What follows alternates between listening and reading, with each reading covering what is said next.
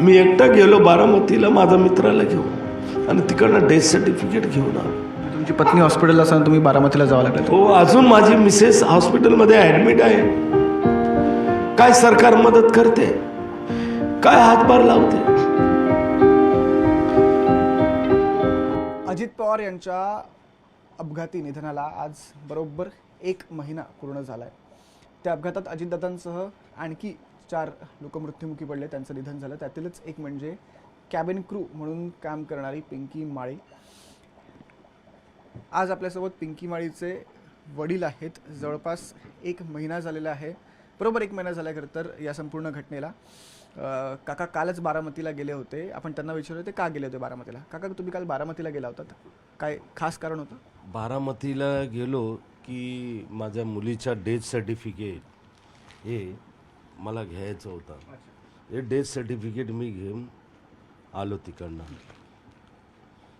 बरं, आता आपण पाहिलं तर रोहित पवार पण एका बाजूने मागणी करतात की चौकशी नीट व्हावी. त्यांना घातपाताची शक्यता वाटते.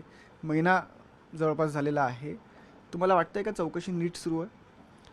आता बघा, टी व्हीच्या माध्यमातून बघितलं की CID इन्क्वायरी चालू आहे. आता ही CID इन्क्वायरी चालू आहे या फास्ट ट्रॅकवर चालू आहे या ज्युडिशियल इन्क्वायरी चालू आहे, जे काय आहे याची उत्तरं लवकर यायला पाहिजे. सत्यता बाहेर यायला पाहिजे की कोण आहे दोषी. आज जवळपास 1 महिना झाला. आपण स्कॉटलँडच्या नंतर आपण महाराष्ट्र पोलीसचं नाव येतो अख्खा जगामध्ये. मग हे कुठल्या पद्धतीने तपास चालू आहे की एवढा उशीर होते. मग रोहितदादा पवार जे म्हणतायत, मग ते जे संशय निर्माण करतायत, मग त्याला बल पडतो ना की ह्या सर्व गोष्टी एवढा का स्लो पोझिशनमध्ये. फास्ट ट्रॅकवरती घ्यायला पाहिजे, माझं असं मत आहे. म्हणजे कुठेतरी तपास धीम्या गतीने सुरू होतो, त्याच्यामुळे संशयाला बळ मिळतं. संशयाला बल भेटतोय ना की कधी न्याय भेटेल. संशय म्हणजे की आज 1 महिना झाला. 28 तारखेला ही दुर्घटना झाली. जवळपास 1 महिना आज झाला. तर 1 महिन्यामध्ये किती दिवस लागतात इन्क्वायरी करायला? काहीतरी यायला पाहिजे, काहीतरी टीव्हीचा महिना झाला आणि आता DGCA कडून पण असं ठोस असं काय त्यांनी कंपनीची 4 विमानं ग्राउंड केलेली आहेत, पण ठोस असं अजून काय आलं नाही. ते कसं आहे की रिझल्ट दिसत नाही आहे.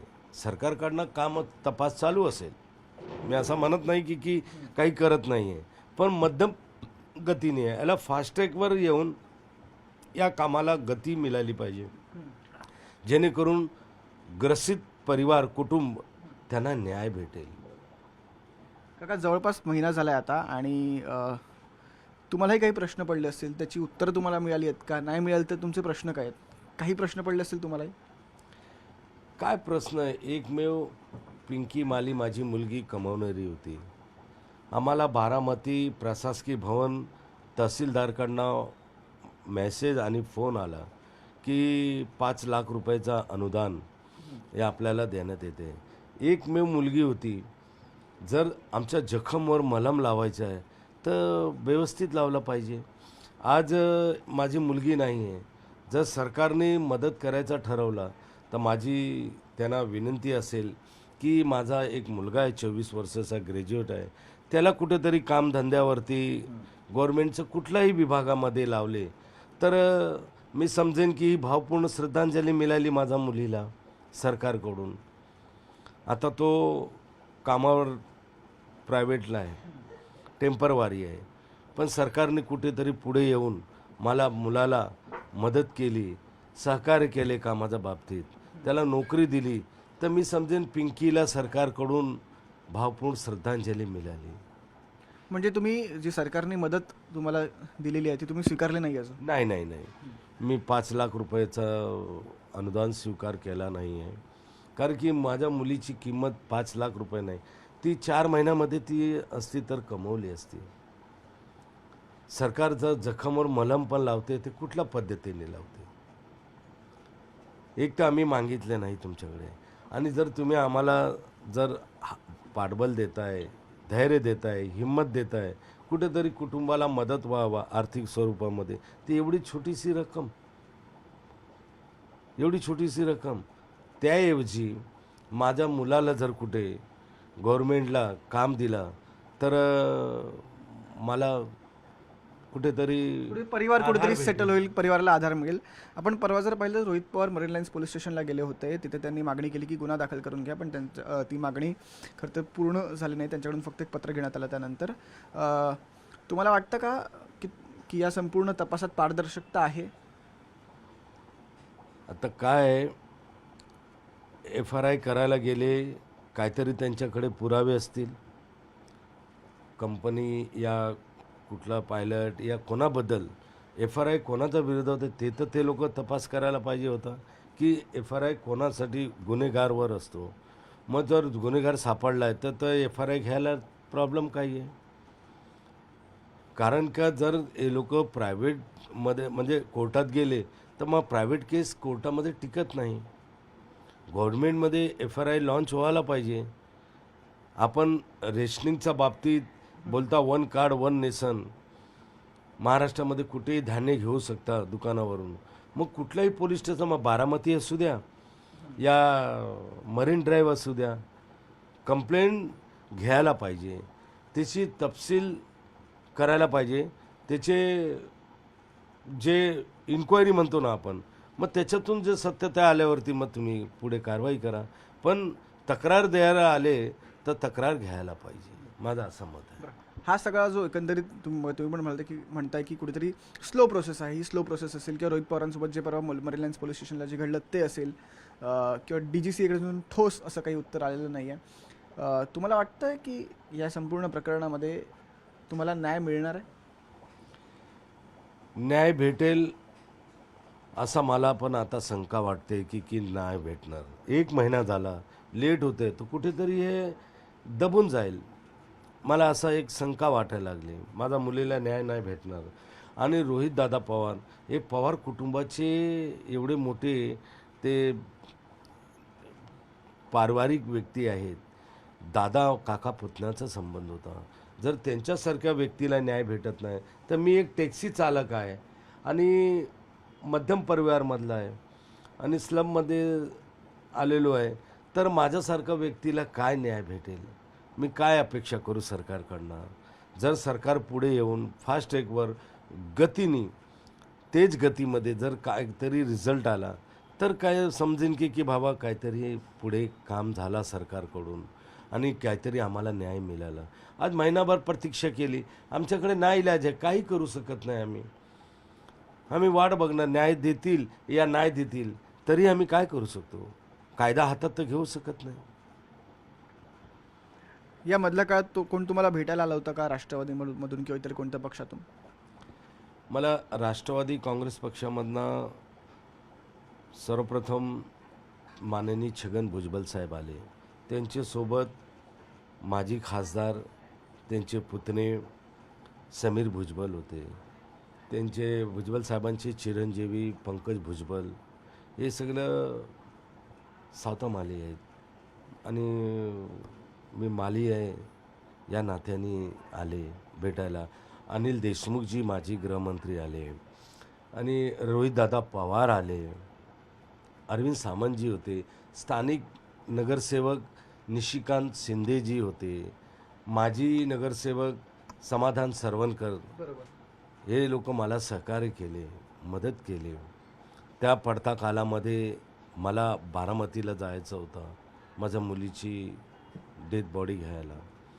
कारण का मी TV वर बघितलं, कंपनीचे लोक मला सांगितले नाही की कलीना के ऑफिस से आपके लड़की की डेथ बॉडी मिलेगी या हम बारामती से एम्बुलेंस के साथ भेजेंगे. TV वर पाहिल्यानंतर मग मी बारामतीला गेलो तर नगरसेवक समाधान सरवणकर, निशिकांत शिंदे, मग माझे सहकारी मित्र आहेत गणेश केसवनजी आहेत आणि वेलू नायडू म्हणून आहे. हे आम्ही लोक, वीरेन देसाई, असे आम्ही लोक तिकडे जाण्याचा एक प्लॅन केला की आपल्याला काय माहिती भेटत नाही तर मुलीला आणायला जावं लागेल. कारण की जर मी बारामतीला गेलो नसतो, बॉडी क्लेम नाही केला असता तर माझी मुलगी लावारिसला पण गेली असती. सरकारी हॉस्पिटल होता, SD होलकर हॉस्पिटल. जर किती दिवस ते बघतील? जर मी या भरोश्यावरच थांबलो असतो की मला कंपनीने काय नाही सांगितलंय, अपघात दाखवत आहेत, कुठेतरी ती सुरक्षित असेल. कंपनीचं काम आहे मला तुम्ही जर गेला नसत तर बेवारस हे झालं असतं. तर साहजिक आहे ना. जर बॉडी गव्हर्नमेंटमध्ये जर कोण क्लेम नाही कसेल करणार, जर त्याचा वारसदार कोण नसेल तर काय होणार? तर लावारिसमध्येच गेली असती ना. तर मी जाऊन घेऊन आलो पोस्टमॉर्टम करून. त्याचा हा पुरावा आहे, डेथ सर्टिफिकेट. हे डेथ सर्टिफिकेट पण मी घ्यायला आलोय. माझी मिसेस पिंकी मालीचं दुःखातून अजून बाहेर नाही पडलेली आहे. दादरमध्ये शिवाजी पार्क आहे, तिथं सुसुरसा हॉस्पिटल आहे, ती अजून ॲडमिट आहे. परिवार अजून सावरला नाही. अजून आम्ही दुःखातून सावरलो नाही. मी तिला सोडून हॉस्पिटलला ॲडमिट करून, मुलगी पण गेली. मी एकटा गेलो बारामतीला माझ्या मित्राला घेऊन आणि तिकडनं डेथ सर्टिफिकेट घेऊन आलो. तुमची पत्नी हॉस्पिटलला असताना तुम्ही बारामतीला जावं लागलं. हो, अजून माझी मिसेस हॉस्पिटलमध्ये ॲडमिट आहे. काय सरकार मदत करते? काय हातभार लावते? अपेक्षा तर प्रत्येक माणसाला असते ना. जो हो गया हो गया, जो गया गया, जो बचा है उसको तो बचाया जाए. आता उद्या अशी वेळ येईल की माझी बायको पण माझ्या हातातून निघून गेली तर मी काय करू? सामान्य माणूस. कारण की एकमेव कमावणारी माझी मुलगी होती. धीर नका सोडू तुम्ही. मग माझी अशी सरकारला विनंती आहे की माझ्या मुलगीच्या जागेवरती, या गव्हर्नमेंटच्या जागेवरती कुठेतरी त्याला कामावर ठेवला तर एक रोजगार भेटेल आणि आमचं कुटुंब त्याच्यातून, या दुःखातून सावरायला प्रयत्न करेल. आपण पाहिलं पिंकी माळीचे वडील आपल्यासोबत होते. ते बोलताना खूप जास्त भावूक झाले. त्यांचं असं म्हणणं आहे की कुठेतरी तपास जो आहे तो धीम्या गतीने सुरू आहे, त्याला जोर मिळाला पाहिजे आणि धीम्या गतीने सुरू आहे. त्याच्यामुळे रोहित पवार जो संशय व्यक्त करतायत त्या संशयाला सुद्धा बळ मिळतं. दुसरीकडे त्यांनी हे सुद्धा म्हटलं की सरकारने जी मदत केलेली आहे 5 लाखाची ती मी स्वीकारलेली नाही आहे, कारण की माझ्या मुलीची किंमत ही 5 लाख नसू शकते. 5 लाख माझी मुलगी 6 महिन्यात कमवेल, 4 महिन्यात कमवेल, पण कुठेतरी परिवार हा सेटल झाला पाहिजे. त्याच्यामुळे त्यांची अशी मागणी आहे की पिंकीचा जो भाऊ आहे, यांचा जो मुलगा आहे 24 वर्षांचा, त्याला कुठेतरी सरकारने नोकरी द्यावी आणि ही नोकरी मिळाल्यानंतर कुठेतरी आमचा परिवार जो आहे हा सुरक्षित, आर्थिकरित्या सुद्धा सुरक्षित राहील. त्याच्यामुळे आता सरकार या भूमिकेकडे कसं पाहत आहे हे पाहणं खूप जास्त महत्त्वाचं ठरेल. व्हिडिओ जर्नलिस्ट गणेश कदम यांच्यासह मी